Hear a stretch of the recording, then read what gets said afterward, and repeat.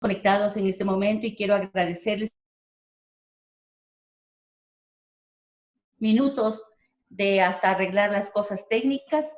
Sin embargo, tenemos que reconocer que es innegable que si algo tenemos que reconocer de positivo de esta pandemia es la oportunidad que hemos tenido en que el trabajo de mucha gente alrededor está girando alrededor de un objetivo, que es cuidar y recobrar la salud.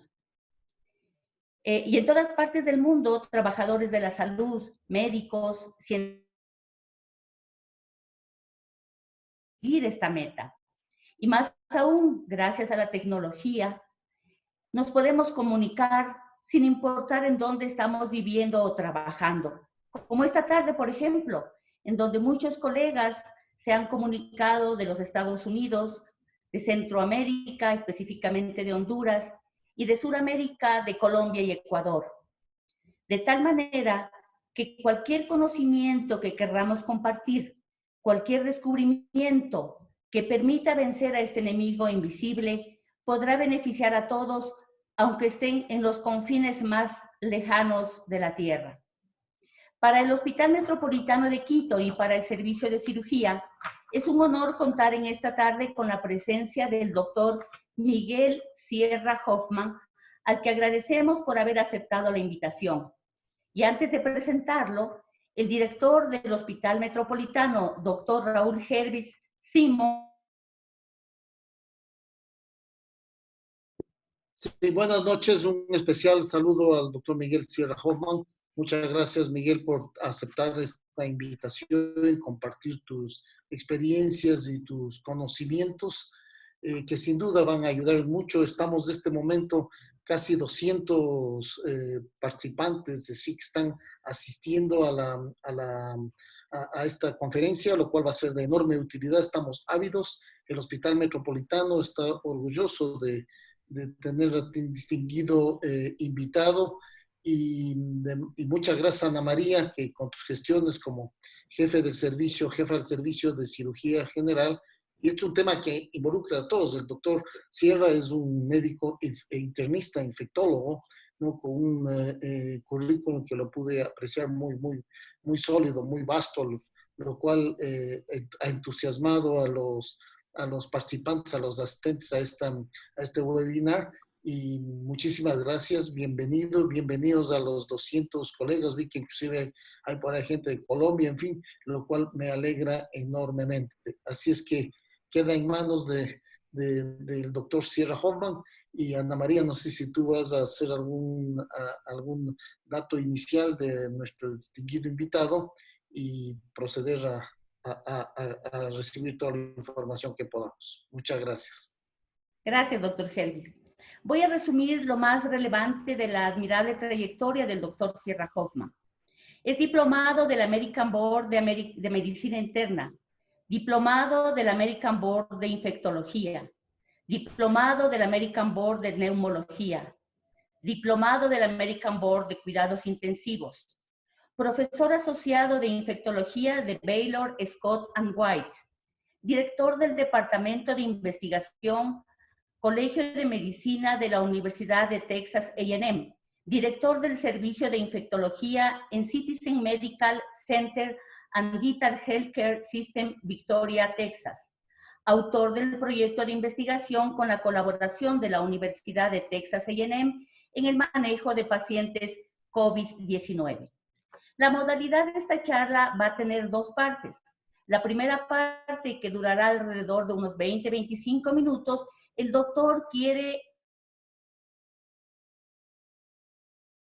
para mucha gente ya es conocido, sin embargo, por beneficio de todos, el doctor va a hacer esta presentación, luego de lo cual tendremos unas preguntas en alrededor de 10 minutos que yo quisiera que ustedes por favor las hagan llegar por chat y la vamos a hacer de esta forma. Y la segunda parte de la charla, el doctor nos expondrá todo su trabajo, la investigación que está haciendo con el tratamiento en los pacientes COVID-19 y los esperanzadores resultados que ha obtenido contenido de su estudio. Así es que, doctor, una vez más agradeciéndole por esta oportunidad y habernos aceptado la invitación, le cedo la palabra para que empiece con su charla. Muchas gracias.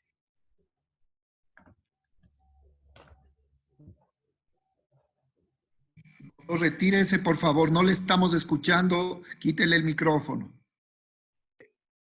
Ahí está. Ahí estamos, adelante, por favor. Ok, bueno, para mí es un honor estar hablándole a Latinoamérica, a todos los médicos de Ecuador, Honduras, Argentina, Colombia, etc. Aquí a mi lado tengo a 3 ecuatorianos, uno es Brian Contreras, jefe de residentes, facultad, el doctor Espinosa Daniel y Fabián Espinosa, grandes ecuatorianos que han querido ayudar de esta manera. Ellos son bastión del estudio que estamos realizando, bien representado acá. Es importante analizar esta pandemia y esta enfermedad de una manera cronológica, porque aún quedan muchas dudas que se han poco a poco esclarecido. Entonces, hacerlo como una historia es importante para ver los errores que hemos cometido y para ver el futuro, para ver cómo enmendamos lo que hemos hecho mal y corregir para mejorar la mortalidad. Los objetivos entonces van a ser hacer una pequeña cronología, hablar del virus, porque es importante saber cómo atacarlo, hablar un poquito de conceptos de epidemiología, cómo se presenta de manera clínica, que es extremadamente importante, porque lo que se pensó en el mes de enero ya no es válido en el mes de mayo, y hay que estar dándole un update constante, como cuando nosotros hacemos el update en los iPhone, ¿verdad? Y cómo se presenta en el hospital, porque hay múltiples variantes, cómo se manejan los pacientes, y vamos a dar unas conclusiones de cómo los hemos manejado nosotros aquí en Victoria y cómo el conocimiento de Victoria, Texas se fue a Honduras y ellos están teniendo los mismos resultados en Honduras. No tengo no tengo ningún tipo de compromiso que tengo relevante. Y tengo que definitivamente darle gracias a este montón de gente que ha contribuido a los slides. Desde que esto comenzó, se ha dado un fenómeno de cadena de los médicos que estamos en las trincheras y hemos notado que si algo bueno vamos a sacar de esto es que el mundo se ha unido a través de estas conferencias y ahora ojalá y sigamos así con una fraternidad de conocimientos a través del mundo. Entonces, todos estos slides, no todos son míos, son de toda esta gente que está contribuyendo. Para empezar, siempre bueno el ABC. Hay muchos que tal vez ya sabrán todo esto, pero es importante entender que SARS-CoV-2 es el nombre del virus y COVID-19 es el nombre que la Organización Mundial de la Salud le dio a la enfermedad. ¿Qué quiere decir esto? Por ejemplo, usted puede ser HIV positivo y tener SIDA, o puede tener Epstein-Barr, pero no tener mononucleosis. Entonces, COVID-19 es el nombre de la enfermedad y SARS-CoV-2 es el nombre del virus. Y ahora en día vamos a identificar a la gente asintomática como SARS-CoV-2 positivos, ¿verdad? Y las personas que tienen síntomas como COVID-19. Esta es una cosa cronológica de cómo y a dónde inició. Todos sabemos que inició en Wuhan, China. Inició en lo que se llama un wet market, que traducido al español es un mercado donde se venden animales exóticos vivos y ahí mismo los matan o ahí mismo se los dan al cliente. Comenzó en un mercado, comenzó en un mercado aquí y como el SARS-CoV-1 se hizo el rastreo epidemiológico porque la gente en Wuhan se presentaba al hospital con neumonía bilateral atípica. Y dada la experiencia anterior, comenzaron los estudios epidemiológicos y se rastrearon al mercado de Wuhan. Lo más importante de esto es de que si ustedes comparan el SARS-CoV-1, que comenzó en noviembre del 2002, y el virus SARS-CoV-1 se identificó en abril del 2003, o sea, hubieron 5 meses donde no se sabía comer el virus. Es impresionante cómo la gente de China descubrió y le dio una duplicación. Pudieron hacer un isolate de lo que es el virus. Lo pudieron rastrear. O sea, no, son 20 días comparado con casi 6 meses. O sea, hubo un avance. Ya se imaginan ustedes que estuviéramos en el 2002 y en mayo no sabríamos qué era el problema. Definitivamente ha sido un gran avance. Obviamente, después había dudas si había transmisión de persona a persona y eso creó bastantes dudas y todavía sigue creando dudas. Pero después, a medida que los países vecinos como Hong Kong, como Indonesia fueron teniendo los mismos casos y después Europa, ya obviamente eso ya quedó obsoleto y claramente hay una transmisión de persona a persona. Los coronavirus no son nuevos. Los coronavirus, que se le dio el nombre por la corona, por la coronita que tienen en las proteínas S, han vivido en el mundo animal por miles de años y se dividen en dos, los alfa y los beta, que por lo general los tenemos nosotros en los humanos, y los hemos tenido siempre y los vamos a volver a tener siempre, y los gamma y delta que están en animales. Los animales, tenemos que clarificar, tienen las 4 tipos. El primer coronavirus que se identificó fue el noviembre 22. En 1966 se identificó en un niño y a partir de ese momento se vio que eran la causa del 30% de los catarros comunes. En 1967 se identificó otro coronavirus en adultos. Al principio se pensaba que solo era en niños. Y a partir de esa fecha, el mundo científico tomó los coronavirus como realmente un chiste. No causaban enfermedad. Hasta el 2002, cuando salió SARS. Y SARS trajo al coronavirus al primer plano. De ahí en adelante salieron otros, el Hong Kong 1 y el Nepal 63, que causaron cierta algarabía en los científicos, pero resultaron siendo virus endémicos.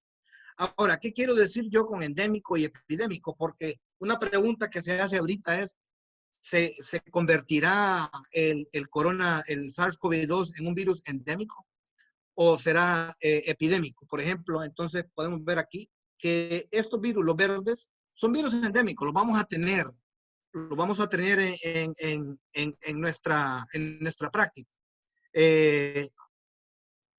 Son realmente el 30% de los catarros comunes. Algunas veces se complican dependiendo de la inmunidad del paciente. Ahora, los epidémicos, como el SARS ocurrió en 6 meses y no volvió a aparecer.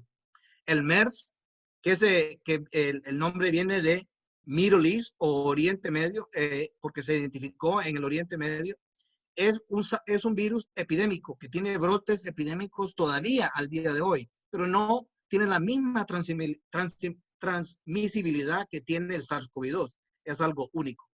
Entonces, el tiempo va a decir si esto se convierte en un virus endémico o en un virus epidémico. En mi opinión, si la quieren, yo pienso que vamos a tener que aprender a vivir con este virus porque la transmisibilidad es bastante fácil de persona a persona, de objeto a persona, etc. Ahora, hay muchas teorías de cómo pasó, cómo fue que esto sucedió, porque hay un respeto en lo que es los virus en animales a los virus en humanos. Por lo general no se cruzan, pero hay una teoría que se llama el cruce o spillover en inglés, en donde los gamma y delta pasan al humano mediante un intermediario. Los murciélagos tienen coronavirus, tienen miles de coronavirus y los van a tener por la eternidad, pero no necesariamente se cruzan. Y entonces hay que saber algo de virología. Los virus mutan naturalmente, es la evolución natural del virus. Y entonces lo que pasa es que cuando hay una teoría de candado y llave o lock and key, en donde lo que pasó fue que tuvimos mala suerte. Es como le decía yo a mis amigos, ganarnos la lotería, pero al revés. Están los coronavirus del murciélago que están mutando constantemente y de repente hay una mutación, una en 1.000.000, donde el receptor de la proteína S se desplaza un poco y encaja perfectamente en la ECA2 del humano. Esto obviamente fue una mutación, una en 1.000.000, pero por eso ocurren. Entonces, el problema de este virus es de que el fenómeno de candado en llave es tan perfecto que encontró un receptor en el cuerpo humano donde encaja de una manera perfecta. De ahí la transmisibilidad tan exagerada que tiene este virus comparado con los otros virus epidémicos como son el MERS y el SARS-CoV-1. Ahora, si vemos el pedigrí, vamos a ver que los estudios que nosotros pasamos los hacemos con el SARS-CoV-1, porque el SARS-CoV-1 es el que tiene un poquito más más parecido. Hay un 78% de parecido entre el SARS-CoV-1 y el SARS-CoV-2 comparado con el MERS. Pero al que más se parece es a un virus del murciélago que tiene un 98% de similitud. Por eso pensamos nosotros que fue transmitido de un murciélago a un intermediario a un humano. ¿Cuándo ocurrió? Está en debate, pero obviamente la epidemia comenzó en Wuhan. Lo han visto y vamos a hablar un poquito más adelante. Pero yo lo que quiero, todo el mundo ha visto la proteína S como ha salido en la televisión muchas veces y nos hemos enfocado en eso. Ahora, yo quiero que hagamos una manera adecuada de cómo separar eso. Los virus tienen lo que se llamamos proteínas estructurales que le dan la forma al virus. En este caso está la proteína M de matriz, E de envelope y S de pico o spike. Y están las proteínas no estructurales que nadie les ha hecho caso y tienen mucho que ver en la fisiopatología. Por el otro lado, tenemos el RNA, que es un RNA con sentido positivo, lo cual le da una ventaja al virus y nos da una desventaja a nosotros. Más adelante vamos a hablar de por qué esto es importante, pero quiero que se recuerden de las proteínas no estructurales que nadie habla. Por el otro lado, ahora ya sabemos de que esto no es como la influenza, de ninguna manera. Pero esto es lo tradicional que nosotros, es la transmisión de la influenza. Ustedes estornudan, el estornudo de una persona que tiene buenos pulmones llega a 6 pies o 2 metros y de ahí vienen los 2 metros o 6 pies que le decimos a la gente que tenga cuidado.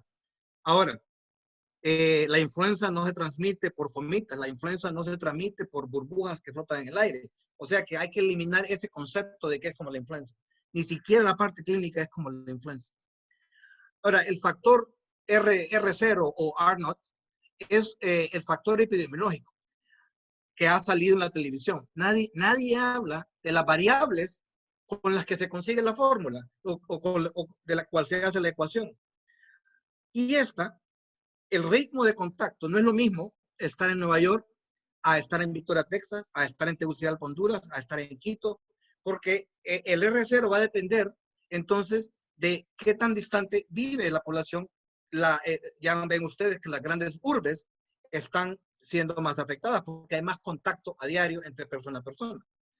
Y la otra cosa es la transmisibilidad. Al principio se decía que el R0 era de 2.5. En otras palabras, se hizo el cálculo basado en que todo el mundo iba a tener síntomas. Y eso ha sido el gran error de todos nosotros, inclusive el mío al principio. Se pensó entonces que una persona que tenía síntomas iba a infectar a 2.5 personas, pero nadie le puso caso a los pacientes sintomáticos que ahora en mayo 2020, 14 de mayo, sabemos que es el gran porcentaje de las personas que transmiten el virus, los pacientes asintomáticos. Entonces, volviendo al R0, el R0 no es 2.5, es 16, en mi opinión, porque el 2.5 fue calculado en base a sintomatología, que ya sabemos, hay mucha gente que no lo tiene. Entonces, ¿cómo se transmite el virus? Al principio había duda, pero ya no hay duda alguna. se transmite vía 3 mecanismos básicos de infección, de mecanismos básicos. El contacto mediante una persona a persona, mediante una persona al fomite infectado, mediante las pequeñas burbujas después de estornudar, y lo más importante es por la flotación de las partículas. Las partículas de la influenza caen en minutos al piso y ahí se acabó. Si usted no está cerca, no se puede transmitir. Ahora, vamos a ver cómo está el SARS-CoV-2 comparado con enfermedades extremadamente virulentas o bastante transmisibles. Y vamos a ver que la virulencia no es tanta comparado con la rabia, por ejemplo, la ebola, pero sí tiene una alta transmisibilidad. Van a ver ustedes lo que se habla mucho de aplanar la curva. Ya en este momento ya está un poquito obsoleto, porque lo que había que hacer era al principio. Pero aplanar la curva la curva es de cada quien, es de cada ciudad, de cada hospital. Si usted tiene, en este caso, lo que varía es el ventilador, las enfermeras, los médicos. Si usted tiene 100 ventiladores, su curva se va a ir a pico después del 101, ¿verdad? Si usted tiene 1000 ventiladores, entonces, o 2000 médicos, su pico va a ser al número 2000. Y lo que se quiere con aplanar la curva no es necesariamente que no hayan casos, sino que hayan más casos, pero poco a poco, porque entonces no va a haber una sobrecarga al sistema de salud. Aplanar la curva no es nada nuevo. Esto se hizo en un estudio, por ejemplo, en 1918, cuando en Estados Unidos, en la ciudad de Filadelfia, venían los soldados de Europa y venían infectados con influenza y le dieron un aviso a Filadelfia de que se quedaran en sus casas, que no hicieran funerales, que no salieran al teatro, ¿verdad? Entonces, miren ustedes el comportamiento de cada ciudad. Un ejemplo es aquí, Filadelfia, donde no hicieron caso y hubo una sobrecarga del sistema de salud, hubieron bastantes muertos, pero San Luis, que está un poquito más al centro de Estados Unidos, hicieron caso, se quedaron en sus casas, no fueron al teatro, no fueron a funerales, no fueron a la escuela, pero también se relajaron un poquito, y tuvieron un piquito en el mes de diciembre. Ahora, esto es importante. Cuando nosotros hacemos estudios de bacteriología o virología en superficies, los tenemos que hacer en comparación al estándar de oro, que es el cobre. El cobre es viricida y bactericida por naturaleza. O sea que tenemos que comparar las superficies, que son 4, las estándar. El cobre, que es el estándar de oro, la cartulina o cartón, que sería el billete, la ropa, está el hierro y está el plástico. Esas son las superficies universales. Y aquí tenemos los aerosoles. Que como ven, por su naturaleza viricida, el virus no dura más de 3 horas en el cobre. En la cartulina o el cartón, el mejor ejemplo es el billete, la moneda, el virus puede durar entre 20 a 40 horas. Ahora, no queremos asustar a la gente. Esto se da en un laboratorio en donde ponemos todos los factores a favor del virus. Y el hierro viene el que dura un poquito más y el plástico donde dura más. Volviendo al factor ambiente. O sea, esto es en un laboratorio donde el virus se le da la temperatura ideal, la humedad ideal, ¿verdad? Y que eso varía de país en país.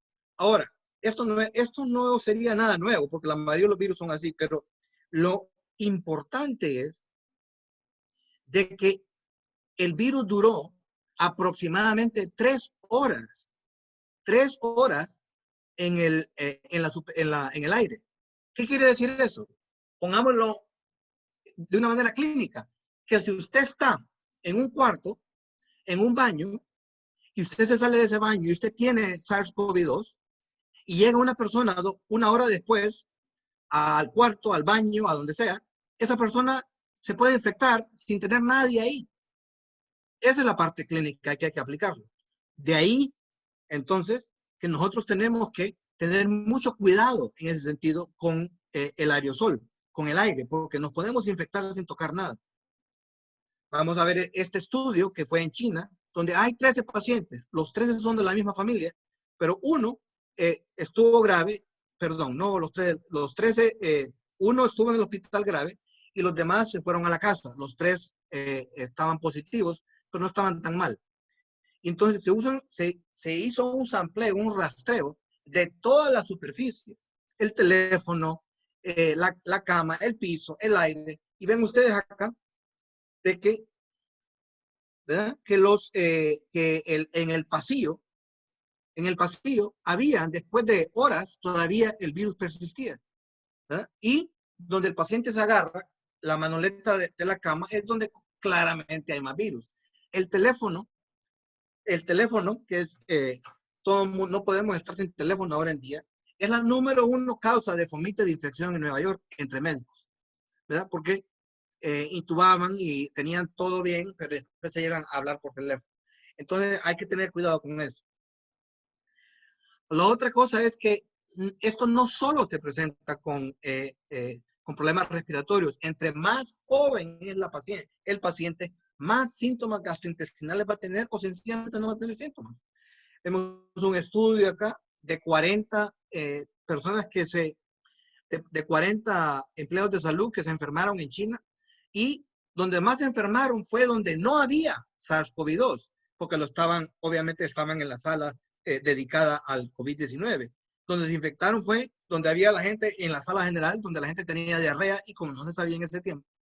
Y ven ustedes acá, donde tienen que poner cuidado, usted, doctora cirujana, que hay gente, hubieron 17 doctores que se infectaron haciendo una cirugía electiva.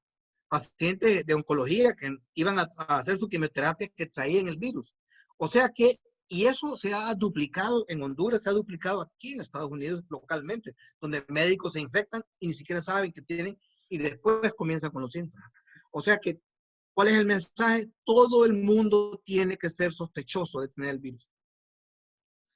Volviendo al tema aquí, vamos a ver que esto es cuando comienzan los síntomas. Es un fenómeno muy importante porque es fisiopatológico.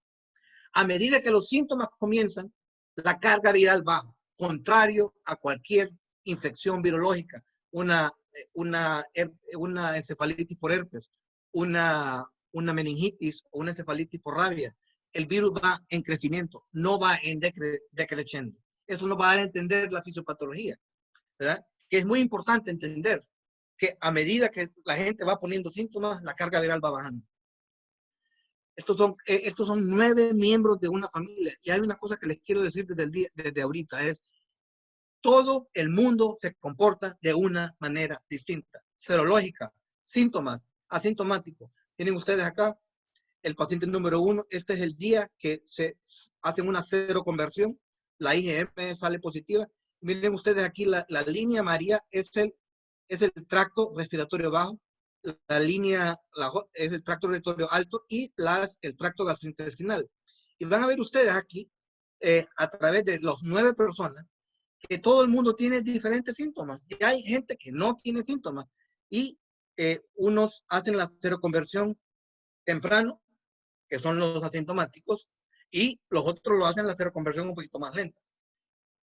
¿Cuál es el mensaje? Esto es una enfermedad heterogénea, porque su papá, porque su esposo, porque su esposa, porque el vecino no le dio síntomas, no lo exenta a usted de no tener síntomas. La mayoría de la gente desarrolla síntomas al día número 6, 12 del primer contacto.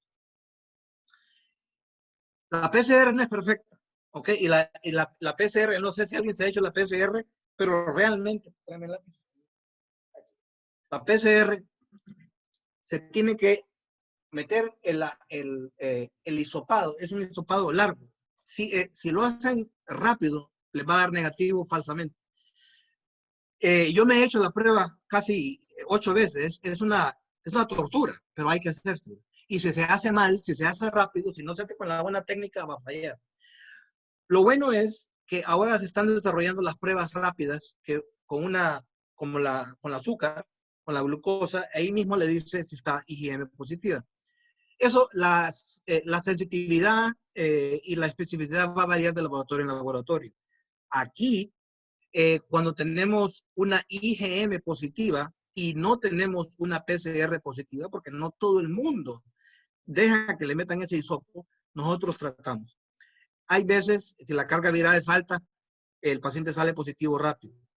O sea, en otras palabras, lo que les quiero decir es que es bueno que unan las dos, porque uniéndolas las dos, eso les da una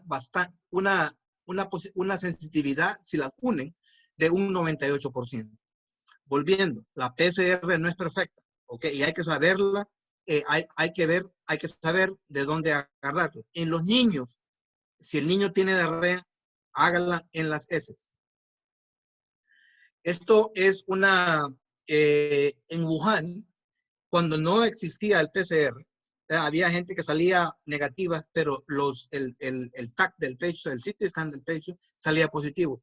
El CT scan del pecho, no les estoy diciendo que lo hagan a todo el mundo, pero si tienen la duda, si el TAC está normal, es muy raro que ese paciente, a menos que sea niño, tenga la enfermedad. Pero lo contrario, si la PCR es negativa y tienen un TAC positivo, tienen que pensar bien si le dan tratamiento a ese paciente o no. Ya para terminar, esto es importante porque es un estudio en niños. Los niños, la gran mayoría, el 99.9, no tienen síntomas, pero cuando los tienen, se presentan con enfermedad gastrointestinal. Estamos viendo ahora que hay a medida que hay más casos, va saliendo más la relevancia del fenómeno de Kawasaki, ¿verdad? Y no soy pediatra, así que no podría comentar en eso, pero sí quiero decirles que hay unanimidad de consensos en donde los niños se presentan con problemas del tracto gastrointestinal. También los adultos. La confirmación.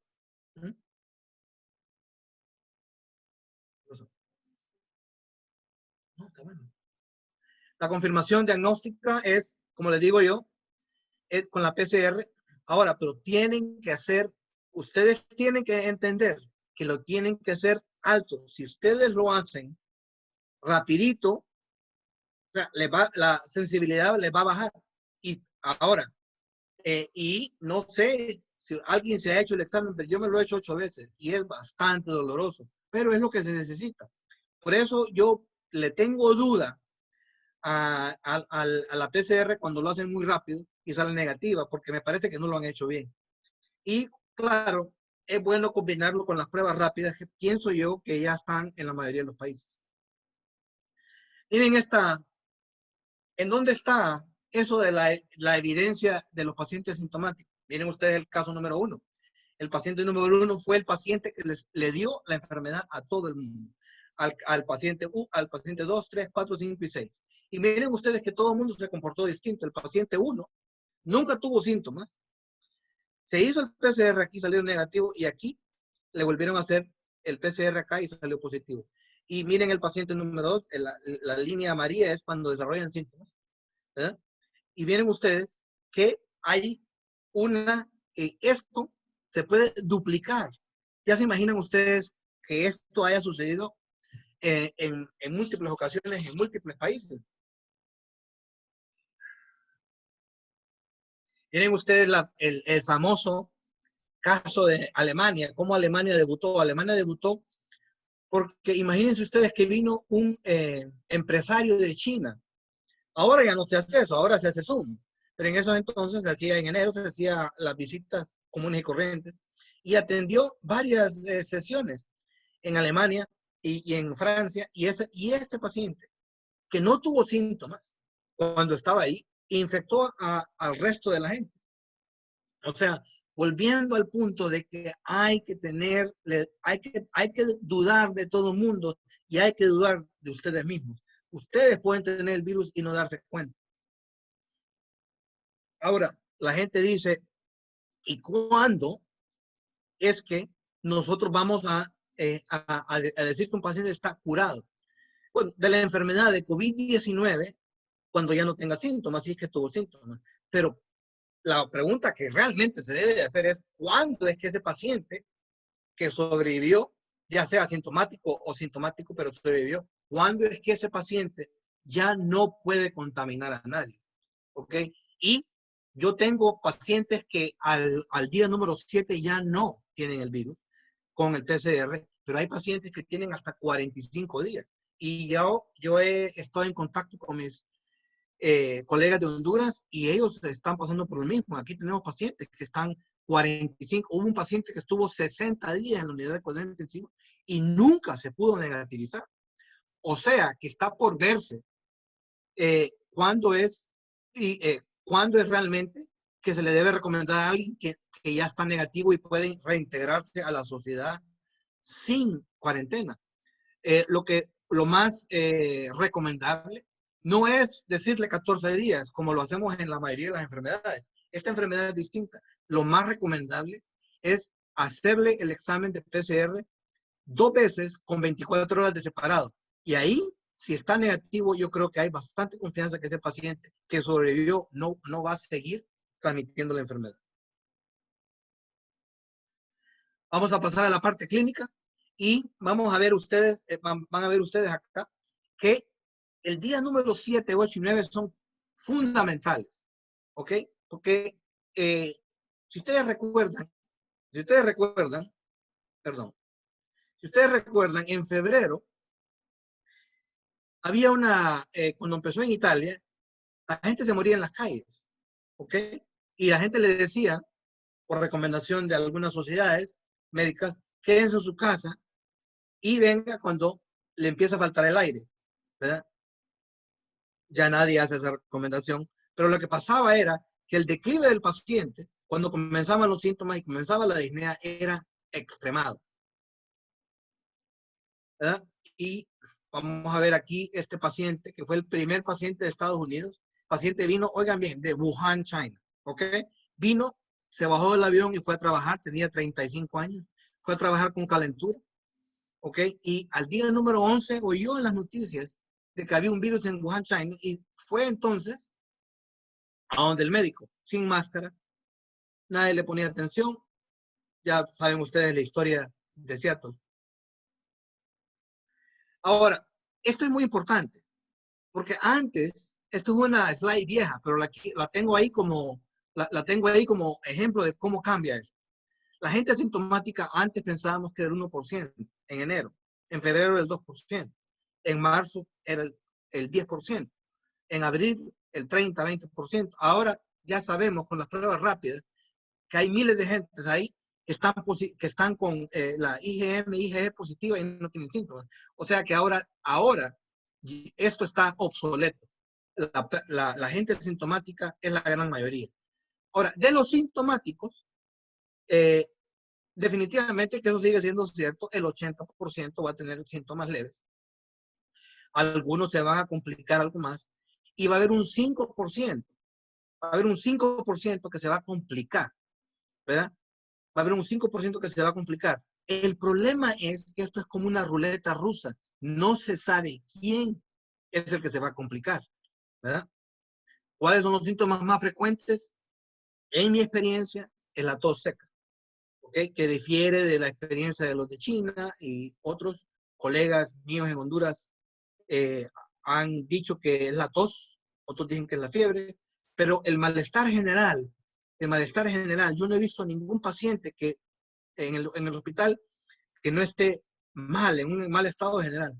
Y hay un 30% de pacientes que se presentan con síntomas gastrointestinales. Lo que se está volviendo bastante frecuente es la anosmia.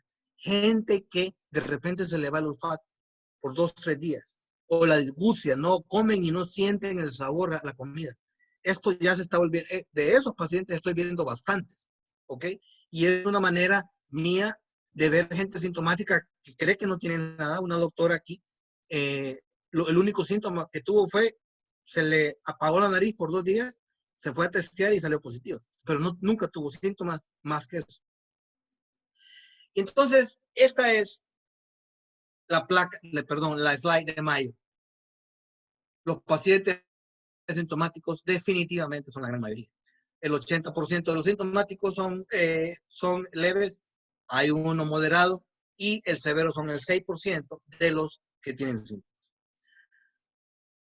Si hay una slide que quiero que se memoricen, es esta. Porque esta enfermedad no tiene un patrón. ¿Qué quiere decir eso? Que si usted está con síntomas menores, ¿ok? Eso no le garantiza que usted va a pasar por una etapa, lo que nos han enseñado en la escuela de medicina a través de la historia, que las cosas progresan poco a poco. En esta enfermedad no. Si usted está asintomático o usted está con síntomas menores, usted puede declinar en horas y morir. Por eso la gente se muere en la calle. Yo le voy a explicar la fisiopatología, pero nadie aquí está exento de que le dé la hiperinflamación que vamos a hablar. Esto es lo que quiero que se memoricen, que estar con síntomas menores no es para que se relajen. Síntomas menores hay que atacarlos, ¿verdad? Y eso es parte de la estrategia que nosotros hemos tenido. Ya cuando la gente está asintomática, ¿verdad? Que está un poquito más severa, ya una característica que he visto en los pacientes que hasta en los medianamente sintomáticos es que tienen taquipnea, pero no se dan cuenta que tienen taquipnea. Ahora sabemos que es porque hay una estimulación directa del bulbo respiratorio. Están taquicárdicos y definitivamente si tienen una saturación de menos de 90 y nunca han tenido problemas pulmonares, ese paciente tiene que ir directamente a la unidad de cuidados intensivos porque va directo a complicarse. Hemos visto que esta es una enfermedad que tiene dos brazos, la hiperinflamación y la hipercoagulación. ¿Okay? De ahí que los marcadores que nosotros medimos son el dímero D de una manera secuencial, la proteína C reactiva, los linfocitos, la ferritina, la LDH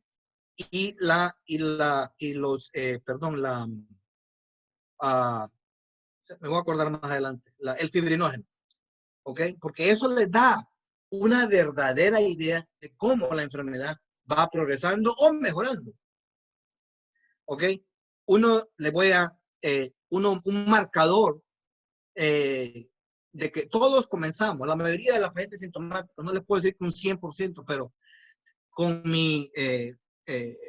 con la información que estamos compartiendo con Honduras, casi el 100% de los pacientes tienen una linfopenia aguda, lo cual nos pone en un estado como inmunocomprometido agudo, similar al HIV, lo cual nos pone entonces a riesgo de una enfermedad, una reactivación de alguna enfermedad que tengamos como la tuberculosis o de las vías respiratorias.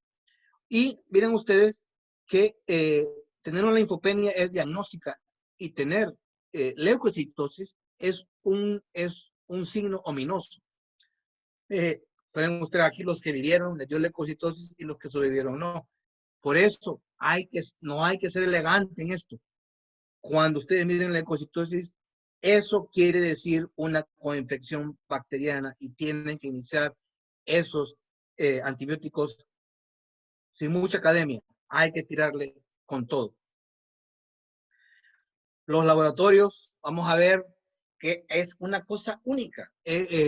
Nosotros no medimos la IL-6, es una molécula que no se mide a nivel comercial, pero tenemos la alternativa, que son la proteína C reactiva, la ferritina, que son marcadores de inflamación. Y es una enfermedad extraordinariamente donde la IL-6 se eleva y por eso nosotros tenemos un objetivo que es bloquear la IL-6, que es la parte angular de nuestro tratamiento. ¿Quiénes son los pacientes que están a riesgo? Miren ustedes, está obsoleto ya. O sea, todos sabemos que los pacientes con enfermedad pulmonar, diabéticos, enfermedad respiratoria, pero miren, en el mes de febrero no estaba la obesidad. En mi experiencia, aquí los que se complican son las personas obesas. Los dos pacientes que se nos han muerto acá en el hospital han sido obesos, porque que ya habían superado la enfermedad. O sea que esto es un estímulo para que nos pongamos a hacer ejercicio. ¿Quiénes son los que están a riesgo de morir? Lo mismo. Lo de China se está reproduciendo acá. Son los pacientes de alta edad, los pacientes con enfermedades respiratorias, enfermedad coronaria, etc. Tienen ustedes acá, los que no sobrevivieron tenían más comorbilidades, los que sobrevivieron eran un poquito más sanos. Estos son los marcadores que nosotros medimos, y viendo acá que este estudio vino de China, el estudio más confiable es la tomografía axial computarizada del pulmón. Pero, ojo, no estoy recomendando que lo hagan, porque al ustedes usar eso, ponen a riesgo al personal. Solo les digo esto porque en China era una manera de identificar a los pacientes cuando no tenían la prueba. Aquí está otra manera de verla, es la edad. Definitivamente es un factor de riesgo extremado.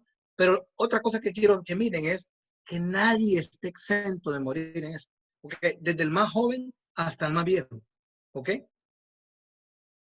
Y lo que hemos visto nosotros es, y lo han visto la mayoría de los países y no todos, es que alguna gente desarrolla una injuria cardíaca donde las troponinas se elevan, pero no se elevan de una manera extremada, sino que se elevan de una manera marginal. Pero es el heraldo de que esto va a dar una miocarditis o un infarto agudo miocardio por demanda, ¿verdad? Y entonces hay que estar midiendo la troponina. Eso es un marcador de mortalidad. Los pacientes que les da miocarditis, por lo general, se mueren. Ya nos ha pasado acá. Tuvimos una miocarditis aguda. Gracias a Dios la paciente sobrevivió. Pero esto es una enfermedad multisistémica. No es solo una enfermedad viral pulmonar. Eliminen eso de sus cabezas. Obviamente, volvamos a lo mismo. ¿Quién está al riesgo? Los mismos pacientes. Les pongo esto para que miren cómo las cosas se van reproduciendo, ¿verdad? Y hay que saber quiénes realmente están a riesgo. Aquí voy a poner una pausa. Si hay alguna pregunta, porque esto es lo más general. De ahí en adelante voy a entrar más a lo más patofisiológico. O si quieren que siga, sigo. Gracias, doctor. Sí, en verdad tenemos algunas preguntas que quisiéramos que usted, por favor, nos conteste. Sí, claro. Por la alta transmisibilidad de los contagiados asintomáticos, ¿será que estamos desarrollando algún tipo de inmunidad? Mire, si usted me hubiera hecho esa pregunta en marzo, yo le hubiera dicho que no. Pero ahora, cuando ya con tanta prueba rápida que estamos haciendo, hay gente que no tiene síntomas y ya tiene inmunidad. Entonces, sobre todo los jóvenes, ¿ok? Yo pienso que ahora, basado en evidencia, yo pienso que hay mucha gente que se contagió, no tuvo síntomas y está inmune, ¿ok? Lo digo en base a las pruebas IgE, con una de 1 en 160 ya se considera que tiene anticuerpos. Ahora, la pregunta es, ¿cuánto va a durar ese anticuerpo? ¿1 año, 2 años, 3 años, etcétera? ¿Verdad? Pero sí, yo creo que la vasta mayoría, va a haber uno que otro que va a decir, bueno, aquí hubo un paciente en China que se reactivó. Al día de hoy, con 5 millones de personas, ya estuviéramos viendo que las personas que sobrevivieron se están reinfectando. O sea, hay que ver esto de una manera optimista. Yo pienso que si gracias a Dios hay un montón de asintomáticos, ojalá que esos asintomáticos estén desarrollando anticuerpos como lo estamos viendo aquí. Claro, eso se tiene que reproducir en Honduras, en Ecuador, en Argentina, etc. Pero basado en lo que yo miro acá, definitivamente hay mucha gente que está creando inmunidad. Estupendo, doctor. ¿Serviría el aspirado nasofaringea en lugar del hisopado, tomando en cuenta lo molestoso que resulta hacerse este examen?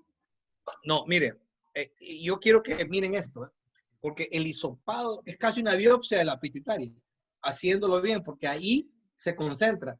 Si lo hacen acá, les va a dar un 40. Si solo hacen esto, pueden hacer esto también, ¿verdad? Pero definitivamente tienen que ir profundo. Y por eso yo pienso que hay un montón porque si yo casi lloraba cuando me hacían las pruebas, casi voy pero persignándome, porque es dolorosa, pero yo sé que me tengo que hacer la prueba por mi familia. Entonces, yo me digo ¿cuánta gente realmente va a hacerse esa prueba y no se la hacen bien porque son niños, porque son adultos que no, ¿verdad? A uno le da miedo que meterle tan duro ahí, pero es la manera de hacerlo. Si usted puede hacerla ahí y acá, pues sí, pero eso lo dejamos de hacer porque la sensibilidad bajaba. No necesariamente lo más fácil es lo mejor, ¿ok? Y si tienen pruebas rápidas, lo mejor es, porque le voy a decir una cosa, un niño no va a dejar que le metan ese hisopo, ¿ok? Un muchacho de 18 años, o sea, le va a hacer esto a la enfermera. O sea, le estoy diciendo, yo me la he hecho 8 veces, y ¿me entiende? Me la tengo que hacer cada viernes. Entonces, no sé si ustedes se la han hecho, pero duele. Y es en los dos lados. Y entonces, pero bueno, es la que da más, es la que da más. O sea que en mi opinión deberían hacerla los dos. No sé cómo la técnica es importantísima. No sé cómo lo están haciendo. No sé cómo la están haciendo en Ecuador. Otra pregunta nos dice, si la IgM se positiviza tardíamente, ¿qué utilidad puede tener si queremos hacer un diagnóstico temprano? Mire, yo aquí la IgM, mire, aquí en Estados Unidos, nosotros tenemos un delay de aproximadamente, porque es un examen que lo indican a cada rato. Entonces, el laboratorio se satura, ¿verdad? Entonces, la IgM para mí es maravillosa, ¿ok? Porque si yo tengo un paciente, que Daniel Espinosa, por ejemplo, les puede comentar casos que hemos tenido en los últimos 7 días, que vienen con la IgM positiva. Si yo espero la PCR, ese paciente se muere. O sea, la IgM es en 15 minutos, ¿verdad? Y lo que sí podemos hacer es quitar el tratamiento, pero lo que no podemos hacer es ir atrás en el tiempo. No puedo decir, hoy le hubiera comenzado el tratamiento. O sea, la IgM para mí tiene bastante valor por la velocidad de la enfermedad, ¿me entiende? Y es donde no les puede, aquí duden en quitar el tratamiento, pero no duden en iniciarlo, ¿verdad? Porque se van a arrepentir. Es una enfermedad tiempo dependiente. Correcto. Hay maneras de Ahora, lo medir, ideal es combinar los dos, ¿verdad? así es. ¿Hay manera de medir la carga viral o hay un método para decir si es que ya no es tan contagioso esa carga viral que el paciente tiene? Sí, mire, la carga viral, la cuantitativa, no creo que tenga ninguna relevancia. Eso lo medimos nosotros en los HIV, en la hepatitis B, en la hepatitis C, son enfermedades crónicas.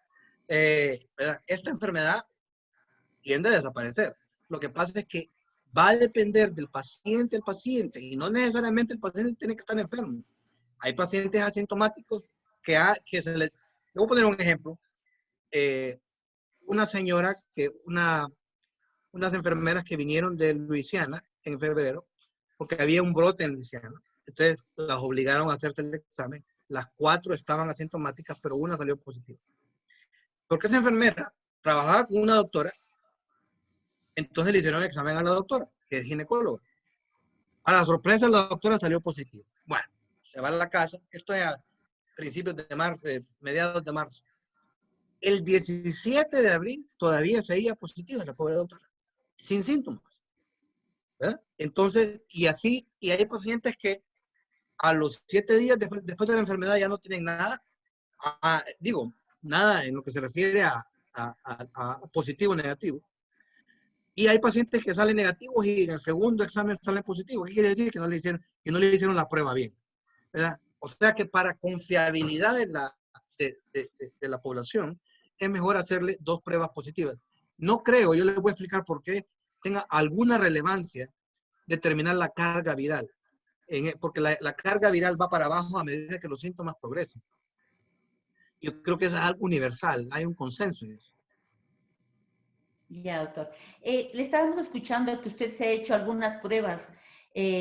Para el personal de salud que estamos trabajando en el hospital, ¿cada cuánto tiempo se debería hacer una prueba de estas? Mire, yo creo que es responsabilidad de los médicos que trabajamos con los pacientes en COVID, ¿ok? Estamos a riesgo, o sea, esta enfermedad es tal que si usted se relaja, si usted está cansado, si usted no se desconcentra en un minuto, yo por eso apago mi teléfono, ¿ok? me meto a la unidad y en eso me enfoco, ¿verdad? Y claro, gracias a Dios no me he contaminado, pero yo creo que es responsabilidad propia, ¿verdad? Por la familia, por los colegas, que en el caso mío, cada viernes, yo me hago el examen, porque sería una desgracia que yo trajera eso a la casa, que yo llevara eso al hospital, ¿entiendes? Entonces, y como no estamos exentos de cometer un error, y como hay mucha gente asintomática, yo lo hago por propia cuenta, pero, y la mayoría de los doctores en la unidad de cuidados intensivos lo hacen. Ahora, ya va a depender de la voluntad de cada médico, de cada enfermera, hacerlo. Yo le digo es de que lo hago por amor a mi familia, porque duele bastante. Ya, doctor. Están preguntando también si es que en el área, en la infraestructura hospitalaria, para beneficiar la atención, es mejor incrementar el número de camas para recibir a más gente, o quizás el tema de la ventilación, por ejemplo, Sí, de las áreas. esa es la parte 2. La parte 2 de eso, vamos a hablar de eso, hay una amplia charla más adelante. Yo creo que aunque hay algunas otras preguntas, yo creo que podemos continuar con la charla, si usted está de acuerdo, doctor, para poder Claro, después... yo estoy aquí para ayudar. A ver, dale.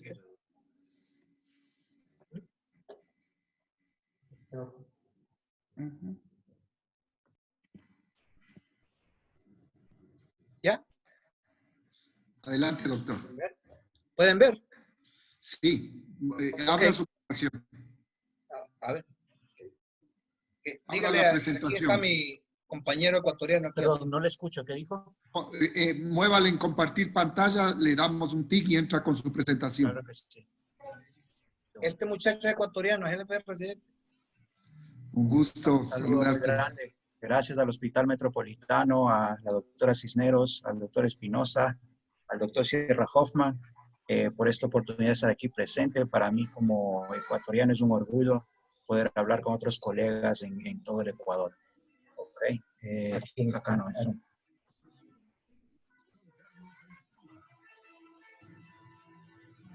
Yo creo que ya está. No, tenemos que poner compartir pantalla. En la parte, en la pantalla tuya, en la parte central abajo, tienes un icono verde de Share Screen. Estoy tratando de abrir primero el Zoom. Deme un segundo. Ya estaba abierto. Ahí estamos. Ahora sí, ya lo veo. Share Screen. So, vamos a compartir la siguiente pantalla de acá. Ahora sí, lo pueden ver. Ahí estamos. Ahí pon la presentación y sale. Perfecto. Perfecto. Ok, ahora sí. Ok. Entonces vamos a ver. Pantalla completa. Esta es una Pantalla enfermedad completa, heterogénea. por favor. Pongan pantalla completa. Ahí estamos bien, estamos bien. Ahí la dejo. Ya. Ahí déjelo ahí. ¿Estamos bien ahí? Estamos bien, adelante. Ok. Entonces, vamos a pasar a la parte más clínica. En las imágenes, si ustedes me ponen esta tomografía axial computarizada, yo hubiera dicho en 1981 que esto es neumocistis carini. Es exactamente igual. ¿Ok? Eso, pero no es eso es lo típico. No es siempre la regla. Ya vamos a ver imágenes en donde se dijo al principio en China que era bilateral. Y la mayoría es bilateral. ¿Ok? Y vienen ustedes que aquí está, esto diría yo es el patrón más común, es la presencia de lo que se llama ground glass opacities o vidrio esmerilado, ¿verdad? Donde nosotros pensábamos al principio que esto eran focos de virus. Ahora nos damos cuenta que no, que es hipoatenuación por falta de irrigación. Vamos a ver acá, donde si esto en diciembre ustedes me hubieran dicho, en la parte izquierda, yo hubiera dicho que esto es una histoplasmosis, una tuberculosis, una criptococosis, ¿verdad? Y no, terminó siendo COVID-19. Vamos aquí, quítense de la mente que esto tiene un patrón. En esta de acá, vemos aquí que tenemos una enfermedad unilateral y en la otra unilateral, pero en dos lóbulos, ¿verdad? Esto es local. Estos son exámenes de una paciente, ¿verdad? Que tenía, miren cómo se presentó, totalmente contrario a lo que nosotros le llamamos típico ahora, ¿verdad? Con una enfermedad multilodular bilateral, ¿verdad? Que en cualquier momento esto podría ser tuberculosis, histoplasmosis, criptococosis, etc. Vamos a pasar. Esta paciente, le vuelvo a repetir, consejo sano, ¿ok? Paciente negativa que se le volvió a hacer el examen y salió positiva la segunda vez, ¿ok? Volviendo a mi teoría de que la gente no se deja hacer el examen de una manera correcta. El examen duele, ¿ok? Esta es una enfermedad sistémica. Lo que nos mata no es el virus en sí, sino que la reacción de nosotros al virus, donde hay una liberación exagerada de citoquinas, donde la cascada de citoquinas hay que realmente estudiar, ¿verdad? Esta es una fotografía de la enfermedad. Lo que quiero que miren ustedes es que miren la carga viral como un rombo. El rombo aquí comienza, se contamina la persona, va creciendo el virus, pero a medida que va comenzando los síntomas, la carga viral va bajando, ¿verdad? Contrario a las enfermedades que nosotros estamos acostumbrados. Pero a medida que la carga viral va bajando, paradójicamente comienza la enfermedad, nuestra respuesta inflamatoria, poniéndose más alto. ¿Cómo sabemos nosotros? Porque la proteína se reactiva, la ferritina comienza a subir de una manera exagerada, ¿verdad? Y llegamos nosotros a tener una respuesta inflamatoria exagerada, ¿verdad? Y cuando llega a este descontrol, entonces se dispara la hipercoagulación, de la cual vamos a hablar. Muchas sociedades, la Sociedad de Cuidados Críticos de Estados Unidos, la Organización Mundial de la Salud, nos han dicho que esperemos la enfermedad, ¿verdad? Que estemos en cuarentena en la casa, estemos esperando, que mucha gente no va a desarrollar, y es cierto, pero hay un 2%, hay un 5% que sí, y cuando pega como huracán, pega como rayo.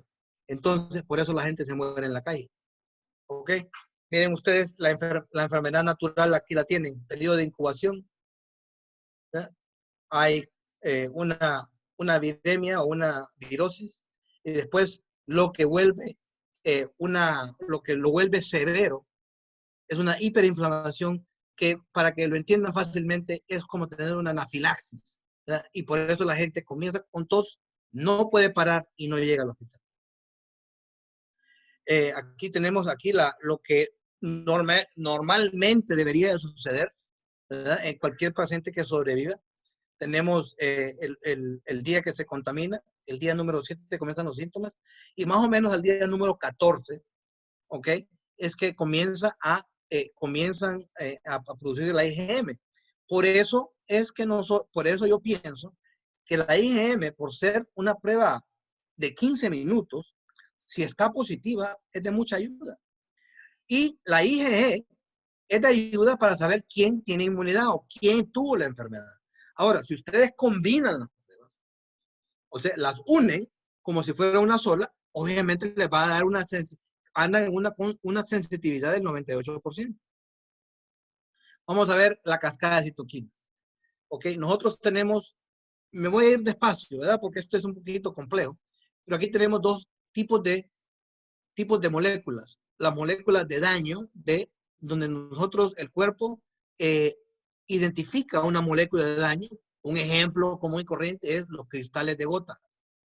Ustedes, el ácido úrico, en forma líquida, no dispara la cadena inflamatoria.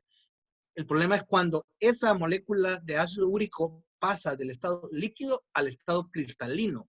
Eso dispara, porque tenemos estas moléculas de rápido identificación de daño. ¿Okay? Y tenemos otras moléculas de patógenos. En otras palabras, estas moléculas nos ayudan a identificar rápidamente cuando hay una molécula foránea. ¿Cómo se puede entender fácilmente? Si ustedes van a un supermercado, ahora en día andan con ya el precio ya no lo calcula la secretaria, ahora lo hacen y esas Así se hace en el cuerpo. Hay moléculas que identifican patógenos, moléculas patógenas y moléculas de daño. Eso se dispara en una agente un poquito más robusta que otras y se crea esta cascada inmediata. Ahora vamos a ver aquí, ¿ok? Poniéndolo clínicamente, porque esto hay que verlo, ponerlo clínico. Es fácil estar diciendo cosas de patofisiología, pero hay que ponerlas en la clínica. Vamos a ver el ejemplo, los cristales de ácido úrico de colesterol, por ejemplo. El colesterol en sí no crea una cascada inflamatoria. El ácido úrico en forma líquida no dispara la cadena inflamatoria, pero cuando se convierte en cristal, dispara una molécula que ya dijimos que era las moléculas de reconocimiento de daño, o lo que le llamamos el inflamasoma o el NLRP3, y eso dispara que se comience la cascada. Al principio con la pro-IL-1 beta, luego se activa a la parte activa IL-1 beta, luego la interleuquina, luego la IL-6, y clínicamente nosotros medimos eso midiendo la proteína C reactiva. Si la proteína C reactiva no está elevada, la cascada no está activada. Así de sencillo. Nosotros sabemos que la IL-6 no la podemos medir de manera comercial, pero podemos medir la proteína C reactiva como una alternativa. Entonces, si nosotros sabemos que el mediador patofisiológico que nos da esta neumonitis inflamatoria, les recuerdo que la gente no se muere de una virosis, se muere de una hiperinflamación. Entonces, es sencillo entender que si bloqueamos la cascada acá a niveles altos, ¿verdad? Por ejemplo, la colchicina, una molécula baratísima que se ha usado por años, que todo el mundo sabe los efectos secundarios, que es la diarrea, es inocua. Entonces tenemos un paraguas y otro aquí, el IL-1, es bloqueado por los esteroides, y si aún así se nos pasa, pues usamos el toxizolomab. Esa es la piedra angular de nuestro tratamiento, ¿ok? En lo que es el proceso inflamatorio. Si ustedes no bloquean eso, se les van a seguir muriendo los pacientes. El éxito que hemos tenido, porque lo puedo decir ahora y lo está teniendo Honduras, es porque bloqueamos esto en el día número 1. Recuerden, no pueden ir para atrás en el tiempo, ¿ok? Pero sí pueden decir, bueno, no lo ocupamos, lo paramos al día número 2. ¿Ok? Eso es muy importante. Vamos a ver el rol del interferón.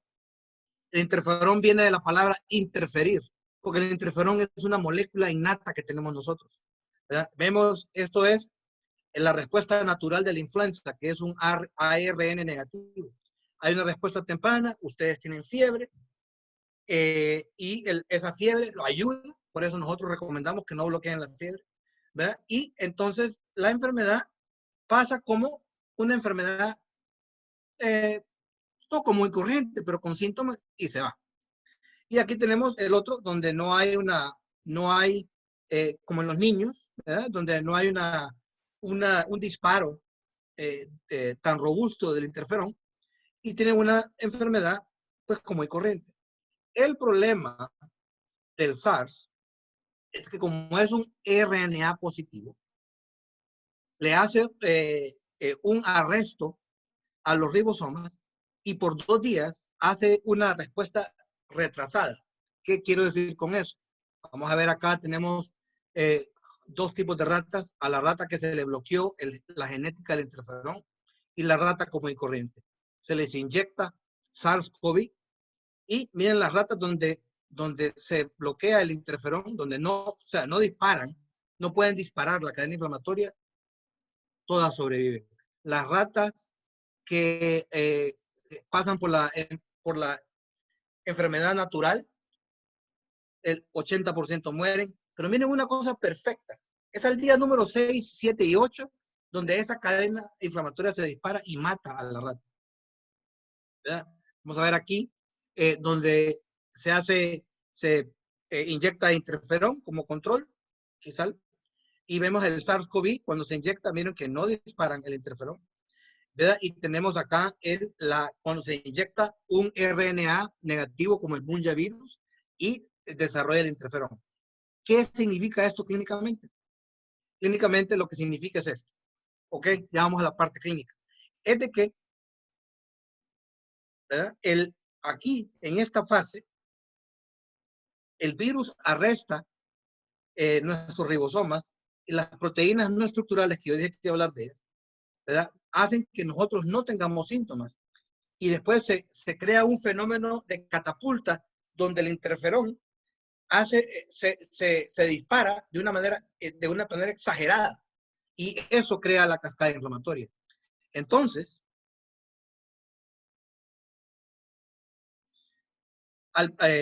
aquí lo vemos desde el punto de vista pulmonar. Esto es un paciente completamente normal. Esto es un paciente con una enfermedad moderada, pero cuando hay una hiper respuesta del interferón, después eso claramente va a disparar la cadena inflamatoria. Hay una neumonitis no infecciosa, es una neumonitis donde los capilares se abren y se llena de plasma, de proteínas, de células inflamatorias, a tal punto que en las autopsias que se han hecho en China, en Italia, en Estados Unidos, no se puede encontrar al virus. Les digo con conocimiento de causa, yo miro neumonías virales todos los días. Cuando usted quiere identificar de qué se murió el paciente y le hace una autopsia, ahí están las inclusiones de citomegalovirus, de citomegalovirus, de herpes, etc. O sea, si nos muriéramos de una infección, encontraríamos el rastro. Esto es lo que pasa a nivel. La mayoría de pacientes no les pasa nada, tienen una neumonitis, tosen, pero no avanzan a esta etapa, donde lo que pasa es que hay un capillary leak o ayúdeme usted con el inglés, una permeabilidad de los capilares donde se llena los alvéolos de nuestras células, de células inflamatorias y plasma, y la gente se ahoga. Pero esto sucede en minutos, ¿verdad? Vamos a ver las variantes hospitalarias. Hay gente que viene de la casa ahogada y colapsa en la emergencia. Hay gente que tiene un progreso progresivo, ¿verdad?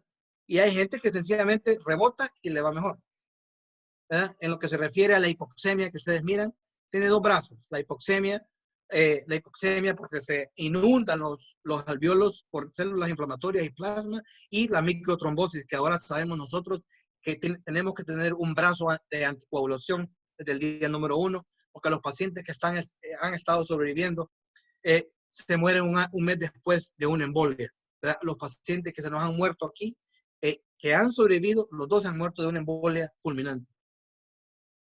Vamos a pasar a la anticoagulación. Recuerden, el brazo número 1 es bloquear la cadena inflamatoria desde el minuto 1 que el paciente llega al hospital. Número 2, anticoagular a ese paciente. ¿Cuál es la evidencia? Miren ustedes acá, pacientes que, si ustedes miren el dímero D, es un caso que se reportó, ¿verdad? Va subiendo, y vemos nosotros que la heparina, como tiene un efecto antiinflamatorio también, es la que se usa. Pero miren ustedes de que todo el mundo habla de el ECA2 en los pulmones. Nadie habla que el ECA2 está en el tracto gastrointestinal, está en el cerebro y está en los vasos sanguíneos.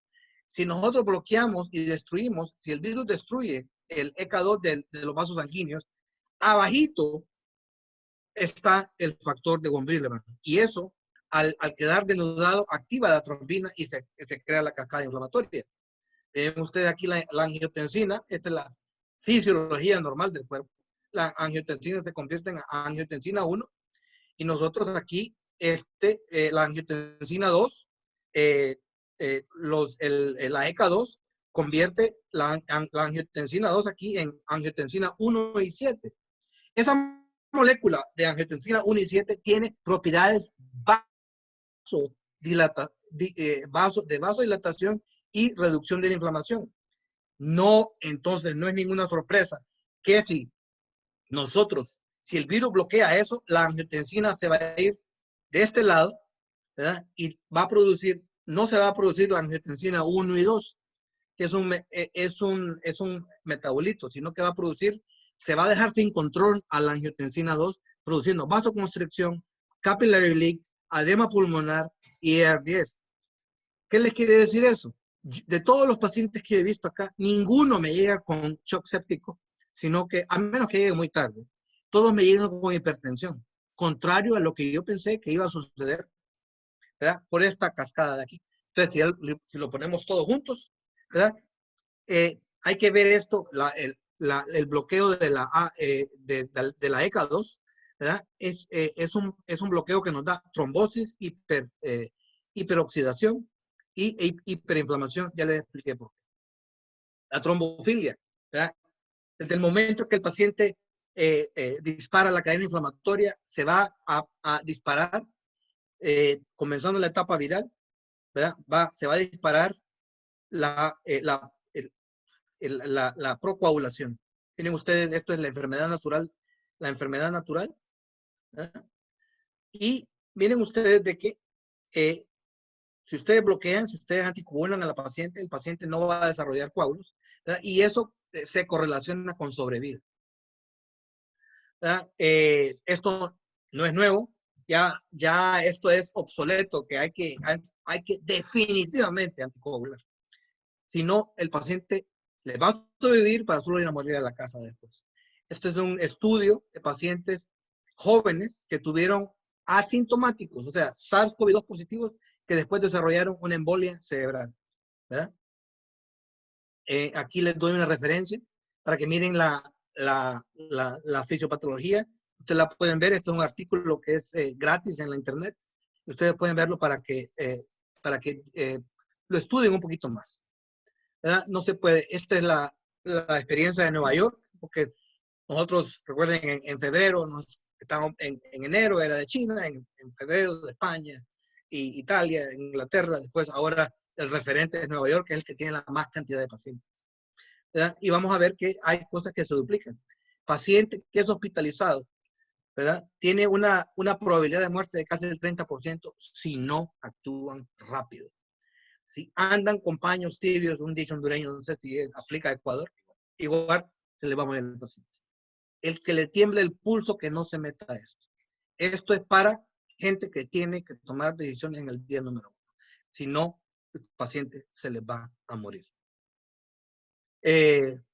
Pacientes especiales, se pensaba, ¿verdad?, que los HIV iban a tener una alta mortalidad, probablemente que no.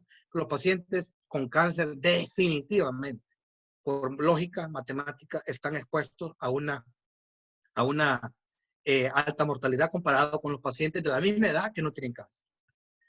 En la patología, esto se ha duplicado de China, Italia, España, Gran Bretaña, Nueva York, Seattle. No se puede encontrar el virus.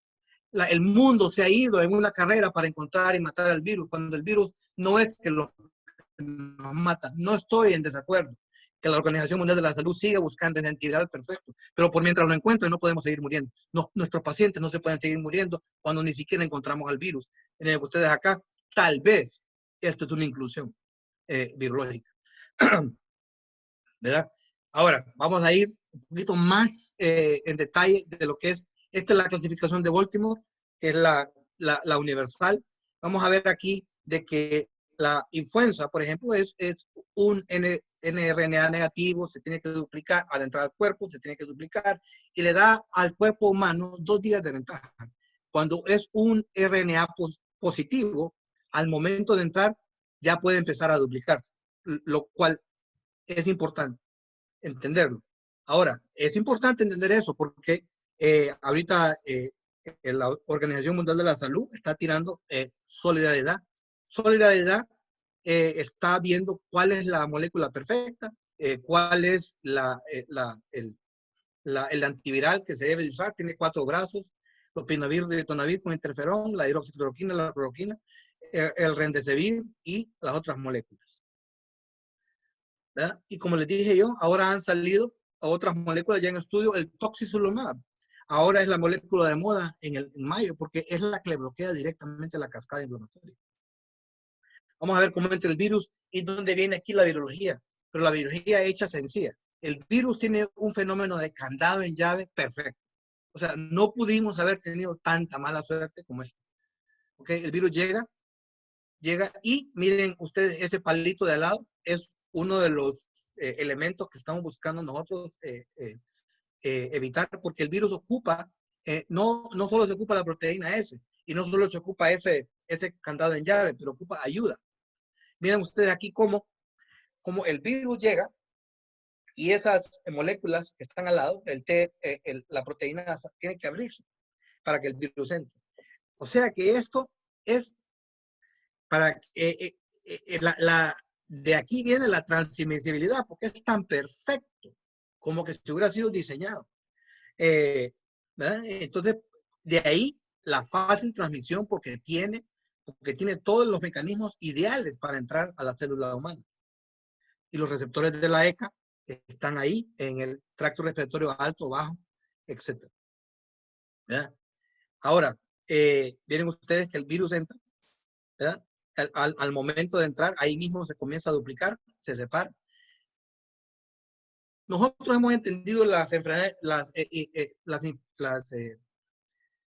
infecciosas bacterianas donde se duplica el virus, de 1 salen 2, de 2 salen 4, etc. En esto es completamente distinto. Entra un virus y salen 10, es como una maquila. Es como que usted mete un carro, lo desensamblen y de ese carro saquen 10. Así se duplica el virus, ¿verdad? Estas son las etapas virales y esto es en lo que se está basando solidaridad, en bloquear una de estas etapas. El litonavir, lopinavir tuvo un ensayo donde yo pienso que no se le dio la suficiente volumen. Y como les digo yo, ninguna molécula va a tener éxito sin un brazo antiinflamatorio y un brazo de anticoagulación, ¿verdad? Lo que quiero que se enfoquen es en esto, en el 2005, ¿verdad? No quiero que se enfoquen en esto. Esto de la cloroquina y la hidroxicloroquina inhibiendo los coronavirus no es nuevo. No es nuevo. Yo sé que han salido un montón de médicos y reporteros haciendo de un demonio la hidroxicloroquina. Y es una molécula que tiene 75 años de existir, ¿verdad? Y yo digo, ¿por qué no levantaron la mano hace 10 años? La malaria debe existir. Está la parte ecuatoriana del Amazonas. Sin malaria, o sea, sin cloroquina, ¿qué vamos a hacer? Por eso es una pregunta que tienen que contestar los críticos de la hidroxicloroquina y la cloroquina. ¿Por qué no hablaron antes? ¿Y qué vamos a hacer después? ¿Verdad? Porque la medicina realmente no es una medicina tóxica. Aquí están esto. Ahora, lo que sí hay que ver es si funciona a nivel clínico. En mi opinión y en la opinión que ya de estudios que están saliendo esta semana, definitivamente funciona. Siempre y cuando la comiencen temprano, ¿verdad? Vamos a ver aquí le estoy dando solo referencia, ¿verdad? Y este es el estudio controversial donde el pobre doctor de Marsella lo único que trató de enseñarnos era de que la carga viral bajaba si se le daba cloroquina. Obviamente en ese tiempo él no sabía de la parte inflamatoria, la parte de hipercoagulación, nadie sabía, ¿verdad? Y la gente se moría, pero claro, si no bloquean la cadena inflamatoria se van a morir, ¿verdad? Irrelevantemente de cuál antiviral sea, y sobre todo si comienzan los antivirales en la etapa 3. ¿Cómo potencialmente puede funcionar la cloroquina y la hidroxicloroquina? De dos maneras. Uno, el virus, para que funcione, para que se duplique, tiene que tener un ambiente, un pH acídico. La cloroquina abre los poros de zinc. El zinc es positivo 2, ¿verdad? Y eso, al entrar el zinc, entonces el pH se vuelve más negativo. Por el otro lado, los lisosomas, ¿verdad?, que se requieren, el virus requiere el lisosoma, ocupa un pH acídico. La cloroquina vuelve la célula alcalina. Lo que hace, si no mata al virus, por lo menos lo hace que se reproduzca a una menor velocidad. ¿Cuál es la ventaja de la cloroquina y la hidroxicloroquina? Que duran 40 días una pastilla. Una pastilla dura 40 días. De ahí el concepto de la profilaxis que lo iniciaron los españoles, y estudios que salieron la semana pasada nos están dando la razón. Una pastilla a la semana es lo que hemos hecho en Victoria, 400 miligramos de hidroxicloroquina voluntariamente. ninguno de los que se ha tomado la hidroxicloroquina, perdón, ninguno ha salido positivo, ha tenido la enfermedad. Y 2 o 3 o 4 de las personas que decidieron no tomarse la hidroxicloroquina, no estoy tratando de convencer a nadie que se la tome, les estoy dando los números puros y desnudos. 4 personas del personal médico se infectaron. ¿Verdad? No quiero hablar más de esto. Vamos a ver estos estudios de la prevención, la profilaxis, ¿verdad? Que se divide en 2. La profilaxis, por ejemplo, de su esposa o los pacientes o los servidores de salud, y las pacientes que no tienen riesgo, pero que quieren tomar la profilaxis, o sea, la población general. Yo pienso que los médicos, de mi opinión personal, los médicos, las enfermeras, debemos definitivamente tener por lo menos un cierto bloqueo. Y yo me estoy tomando, y como muchos colegas, la hidroxicloroquina una vez a la semana.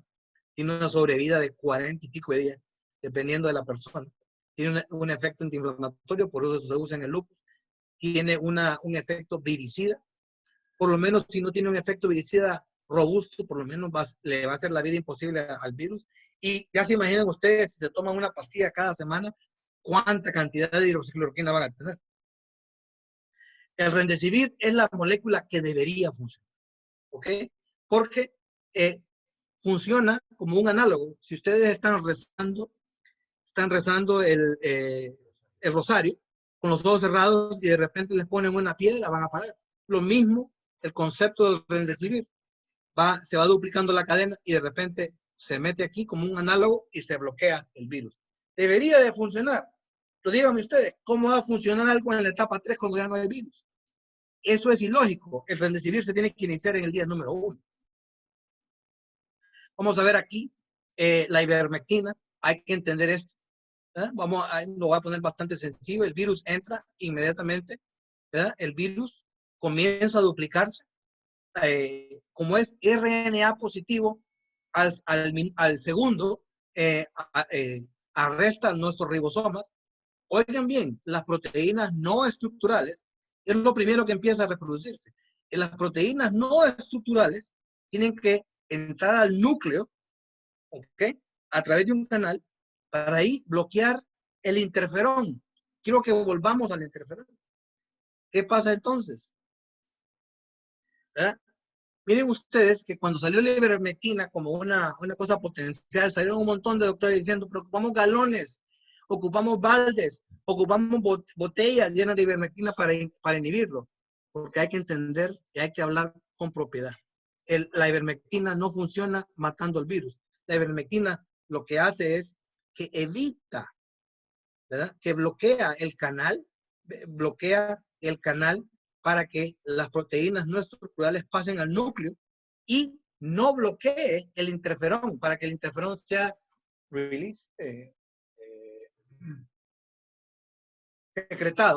secretado de una manera inmediata. Entre más rápido nosotros secretamos nuestro interferón, menos posible es que se vaya acumulando. Entonces la ivermectina no funciona como viricida, sino que funciona como inmunolador, bloqueando este canal del núcleo. Ahora ya definitivamente no hay duda. ¿Ok? Ya se probó en Francia, 700 pacientes, no ivermectina, ya está. Los pacientes que tomaron ivermectina tuvieron una reducción en la hospitalización, reducción en la ventilación mecánica, reducción en sobrevida. La ivermectina es una molécula vieja, barata, económica, que se puede hacer a nivel de población general. Se hizo en África, se hizo eliminando Johnson & Johnson. No estoy dando propaganda de Johnson & Johnson, pero realmente que la donó y quitó una enfermedad que no tenemos, ¿verdad? Que es la enfermedad de la ceguedad del río, o sea, river blindness, ¿verdad? Donde la gente se volvía ciega. Con eso ya eliminaron esa enfermedad. Es una molécula inocua. El único potencial efecto adverso es que que estimule los receptores gamma, ¿verdad? Pero eso tienen que ser cantidades industriales de ivermectina. La dosis, dependiendo del peso, anda como, para hacérselo fácil, entre 9 miligramos al día o 12 miligramos al día, dependiendo del peso. Esto es una slide que les va a decir todo. Ok, miren los que sobrevivieron y miren los que no sobrevivieron. Ahora, quiero que me identifiquen la diferencia. Ok, y miren ustedes acá, que lo que hizo la diferencia fue haber iniciado esteroides de una manera más temprana. Nosotros no vamos a esperar al día número 12. Perdón, nosotros comenzamos los esteroides del día número 1. Porque eso es lo que hace la diferencia en vivir o no vivir. No va a ser ningún antiviral para cuando el paciente llegue, ya el virus ya está en la etapa decreciendo. Los italianos fueron los que hicieron esto, ¿verdad? Y es importante oír a la gente que está tratando a pacientes, no a la gente que está detrás de los escritorios, opinando y sin ver pacientes. Esos no deberían tener voz, bajo ningún punto. Los doctores de escritorio son los que no ocupamos ahorita. Vamos a ver aquí a los que se les dio prednisona y a los que no se les dio prednisona, esteroides. Y miren ustedes cómo las curvas se separan. Esa curva yo la estoy reproduciendo en Victoria y los doctores en Honduras la están reproduciendo. La colchicina, ¿verdad? Es un bloqueador de la cascada, pero a nivel alto. Es una medicina barata, es una medicina inocua, tiene más de 100 años de estar ahí, ¿verdad? La usamos todos los días en la gota, los internistas, ¿verdad? El efecto secundario que nos puede dar es la diarrea, sencillamente se para, o a los pacientes yo les digo que se aguante un poco, ¿no? Porque si combinamos la colchicina con los esteroides, entonces evitamos usar el toxizolomab. Miren, aquí hay 2 estudios de Greco, el Colcorona y el Catracho que nosotros estamos implementando. La diferencia de estos 3 es de que nosotros usamos los 2 antiinflamatorios de entrada. El toxizolomab, que es el bloqueador de la IL-6, da resultados espectaculares, pero y estoy totalmente a favor de su uso, pero no se puede usar indiscriminadamente, porque se ocupa, es como tener un neonato, es como tener un bebé, hay que cuidarlo bien, hay que tenerlo refrigerado, se expira en tanto tiempo y es caro. Ok, no sé el precio, pero es caro. Entonces, hay que usarlo como tercera línea antiinflamatoria, no como primera línea, porque se les va a acabar sencillamente. Pero la experiencia en China, que esto lo hemos reproducido aquí en Estados Unidos, ¿verdad? Miren cómo cambia. Pero miren aquí cómo, si usted le da toxizolomab, miren cómo baja la proteína C reactiva, cómo mejora la saturación, etc. ¿Verdad? Y vamos a pasar a los pacientes. En la unidad de cuidados intensivos, nosotros siempre hemos tratado de usar la pronación como último recurso, pero la pronación definitivamente mejora. ¿Por qué mejora la pronación? Porque cuando usted duerme boca abajo, ¿verdad?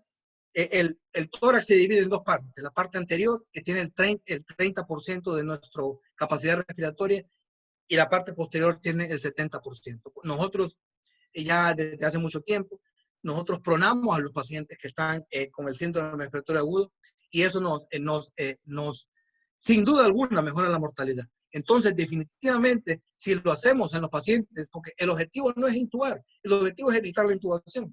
Si nosotros lo hacemos, en Nueva York ya funcionó, nosotros le decimos al paciente que por favor duerma boca abajo 16 horas, no 16 horas continuas, pero 4, 1, 4, ¿verdad? Y eso mejora la sobrevida.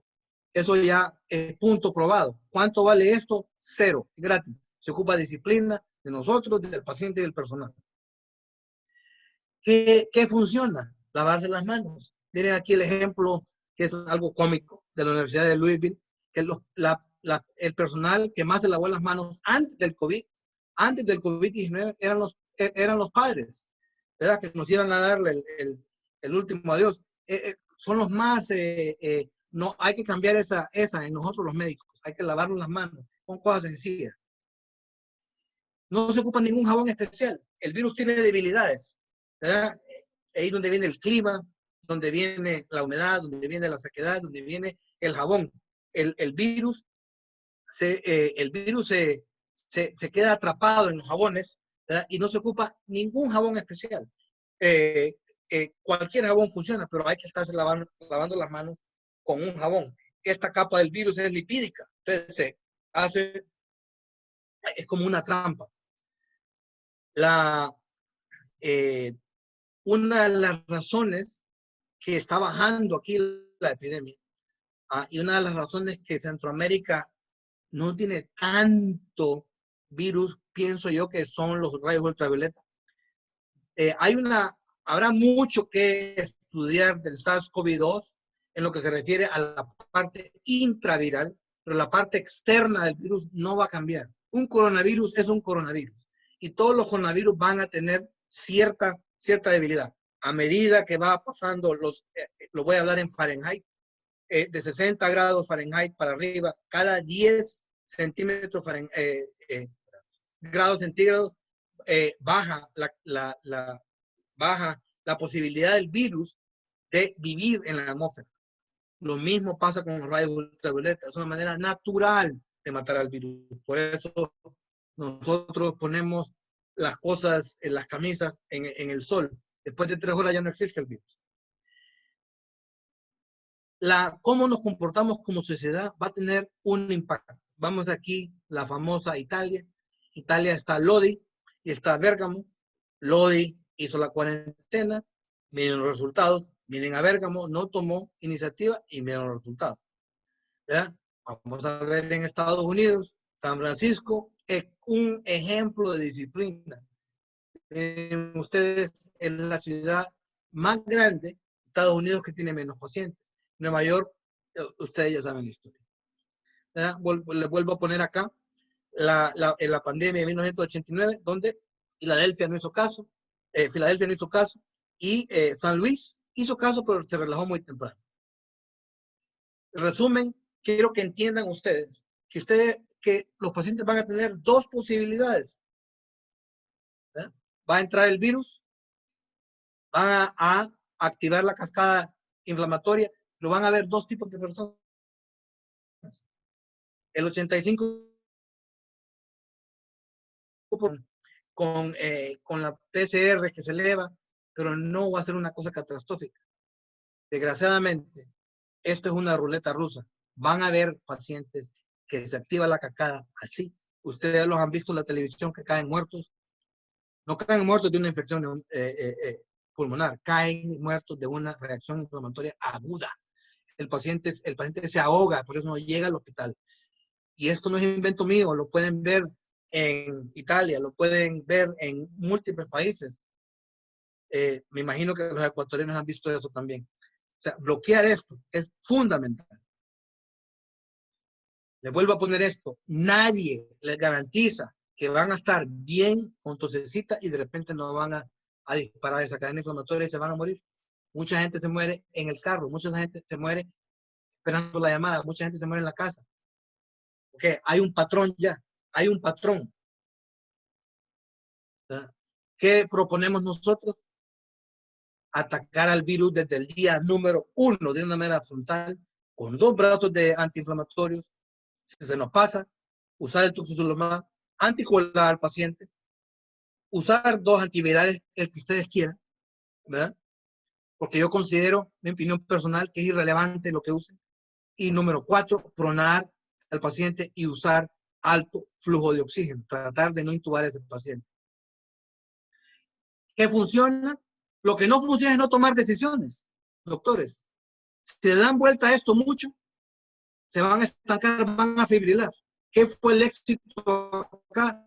Tomar una decisión. Porque lo que sí les voy a decir es que si toman una mala decisión, a la semana la pueden componer, porque el virus los resultados no se van a ver al año, se van a ver a la semana.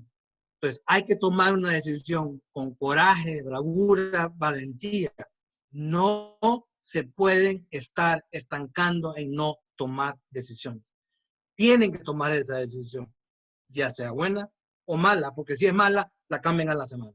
No empiezan a dar vueltas de la cloroquina y la cloroquina, remdesivir. Enfóquese en lo que mata al paciente y los puede matar a ustedes. Este es el diseño de nosotros, que es no es mi idea, es la idea de una combinación de científicos, Fernando Valerio, Oscar Díaz, Brian Contreras, ecuatoriano que lo tengo acá, Daniel Espinosa, ecuatoriano que está por ahí, y mi persona. ¿En qué consiste esto? Ya sabiendo la cadena inflamatoria, comenzar con con 2 antiinflamatorios baratos, económicos, de fácil acceso, como la colchicina y los esteroides, si se nos pasa el paciente, porque sucede. Pero el día número 1, recuerden, no pueden ir atrás, no se ha inventado la máquina del tiempo, ¿ok? Ustedes no pueden decir, ay, lo hubiera comenzado antes. El día número 1 lo pueden comenzar. Lo pueden quitar al día número 2, ¿ok? No les puede temblar el pulso, ¿verdad? Si se les pasa, el paciente le dan toxicilumab. El otro brazo es la anticoagulación, lo tienen que anticoagular de una manera frontal desde el día número 1. Siempre pueden parar los anticoagulantes, pero la gente se muere en la casa que sobrevive de embolia pulmonar. Los pacientes que no han muerto se han muerto de embolia pulmonar porque nos faltó el pulso. No les puede faltar el pulso a ustedes. Otro, traten de no intubar al paciente. Prónenlos del día número 1. Eso es gratis. Usen el oxígeno de alto flujo. Y esto, un saludo a Ecuador. Esto es, a ver, Bueno, esta foto son 2 residentes del Hospital Los Andes de Quito que tuvieron la oportunidad de venir acá a hacer una rotación con nuestro hospital. Y a la vez, nuestro hospital de Dieter Hospital y Texas A&M mandaron residentes de intercambio y fue un convenio que empezó el año anterior. Creo que en el futuro vamos a seguir en el próximo año. Bueno, después de que pase esto del COVID, tendremos la oportunidad de ir al Ecuador y hacer una rotación en el Hospital del Los Andes. Como ya ven, tenemos a Ecuador en el corazón. Muchísimas gracias, doctor. Realmente una extraordinaria conferencia. Le comento que hemos estado conectados alrededor de 450 personas. Evidentemente hay un montón de preguntas que mucha gente la tiene. Por cuestión de tiempo, quizás podría canalizar unas pocas para que por favor usted nos ayude con su opinión. Doctora, quería clarificar que habíamos planificado una segunda charla donde el doctor Díaz va a presentar su casuística, el doctor Valerio va a presentar su casuística y yo voy a presentar su casuística porque no hay como ver los casos en vivo y a todo color. Pero dele adelante, va a haber una segunda charla, pero envíeme las preguntas que quieran. Yo tengo todo el tiempo del mundo. Ya, doctor. Una pregunta es, ¿cuál sería el protocolo para que un paciente que sea del personal de salud ya pase el tiempo de su enfermedad y pueda regresar a trabajar al hospital? ¿Hay algún protocolo para poder decir que el paciente puede volver a trabajar al hospital? Sí, nosotros le hacemos 2 pruebas PCR, un día separado, o sea, 24 horas en medio, y a la segunda prueba negativa, no las hacemos back to back, seguidas, porque las hacemos con un día de por medio. O sea, le hacemos un lunes, dejamos el martes, le hacemos el miércoles, y si las 2 salen negativas, ya puede trabajar. Perfecto. ¿Es indicado utilizar enoxaparina como anticoagulante o básicamente la heparina? No, yo pienso que hay que... Yo pienso que hay que anticoagularlo con cualquier cosa. O sea, yo digo heparina porque es barata, ¿verdad? Accesible, ¿verdad? Pero la enoxaparina también, los NOAC también. El punto es anticoagularlo del día número 1. Sería una desgracia lo que nos ha pasado aquí, que la gente sobrevive y se muere de una embolia al final. Después de que sobrevive. Y aquí Brian les puede contar, ¿verdad? Los casos que hemos tenido que los 2 personas que se han muerto de manera súbita. Perfecto. ¿Y qué de este tipo de medicación utilizarlo en pacientes positivos pero asintomáticos? Eso es una excelente pregunta. No sé si el doctor Valerio de Honduras y el doctor Díaz están, porque ellos están haciendo ese estudio. El estudio de Catracho es intrahospitalario. Ellos, el doctor Videa y el doctor Díaz, están haciéndolo. Si adelantamos líneas al día número 1 del hospital, ¿qué pasa si adelantamos líneas a consulta externa? Le voy a decir una cosa, se la voy a contestar con categoría. Nos han dicho que nos quedemos en la casa haciendo nada. ¿Dónde tiene lógica eso? ¿Dónde va a tener lógica no poder tomarnos ivermectina en la casa? ¿Van a hacer uso ustedes? ¿Y van ustedes a tomar esa decisión de ganarse la lotería de ser ese 5% que desarrolla esta cascada inflamatoria cuando la pastilla vale 5 centavos? Esas son las recomendaciones de la OMS. Entiendo. Y este tratamiento que usted lo ha expresado, ¿tiene interacciones? ¿Tiene efectos colaterales? ¿Cómo poderlos manejar? Claro, no existe el medicamento en el mundo que no tenga efectos adversos. Pero no hay efecto más adverso que morirse. ¿Verdad? No puede haber. Los esteroides le van a subir el azúcar. ¿Verdad? Y nosotros no lo usamos más de 5 días. La colchicina le va a dar diarrea. Los antiinflamatorios, no, nadie me ha sangrado, pero puede sangrar. ¿Qué? Lo para y punto. ¿Verdad?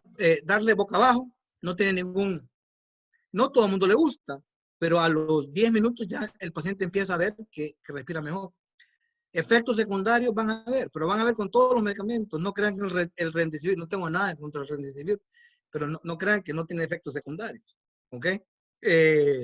Así que aquí es una medicina de batalla, es una medicina de ahí, de estar en el campo de batalla. No, aquí no se pueden pasitos académicos. Yo soy profesor de universidad, a mí nos han entrenado a tratar las cosas de pasito en pasito, y así es el 99% de las cosas. En infectología, en insuficiencia cardíaca, en hipertensión, nadie le va a poner 5 antihipertensivos de un solo. Pero en esta enfermedad no se puede de otra manera. Correcto. Nosotros tenemos... Recuerden, siempre pueden parar cualquier cosa. Ya. Nosotros aquí en el Ecuador tenemos una escasez importante de la hidroxicloroquina. ¿Se podría tal vez utilizar como una alternativa la ivermectina? Sí, en el estudio nosotros usamos la ivermectina porque ya está probado que funciona. Como inmunomodulador, no estoy diciendo que bactericida, perdón, viricida. Ya les expliqué la fisiopatología. La cloroquina combinada con la ivermectina la cloroquina es algo común, pero pueden usar la ivermectina combinada con cualquier otra cosa. ¿Verdad? En ese ramo, en esa plataforma, en ese brazo, somos bien flexibles porque creemos vehementemente de que es irrelevante. Es irrelevante. El Remdesivir, en el mejor estudio, se ocupan 28 pacientes para que uno viva. 28 pacientes para que uno viva. Y ese es el mejor estudio. Perfecto. ¿Okay? Entonces, ¿por qué? ¿Por qué? Porque no tienen brazos antiinflamatorios ni brazos anticoagulantes.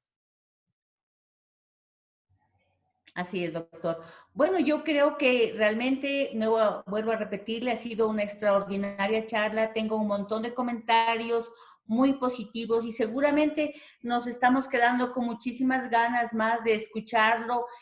Apenas podamos, organizaremos una nueva charla, doctor, para pedirle que por favor nos preste su casuística, nos presente la casuística.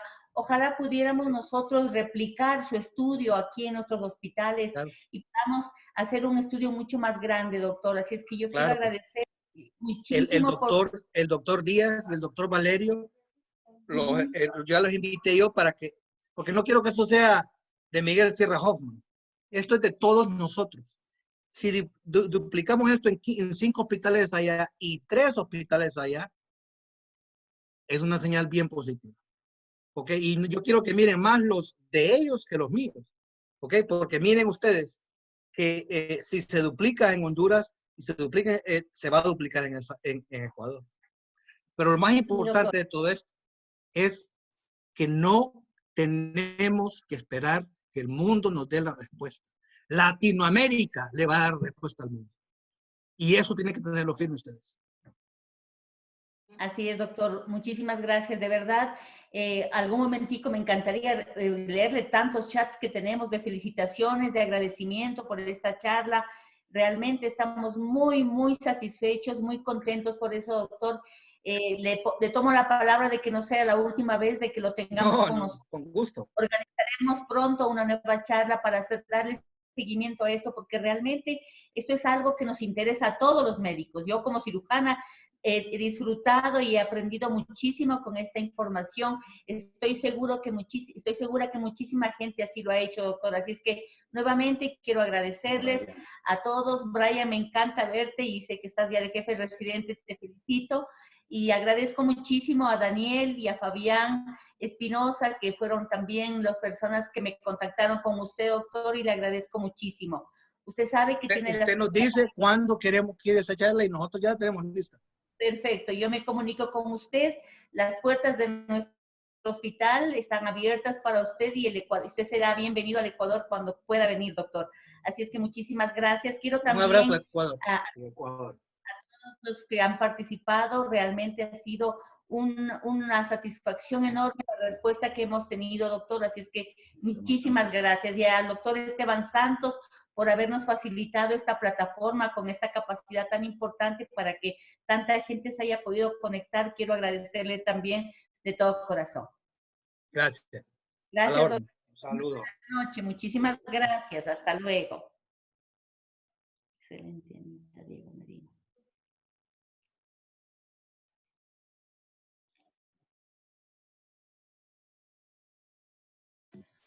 Felicitaciones, Anita. Todo muy bien.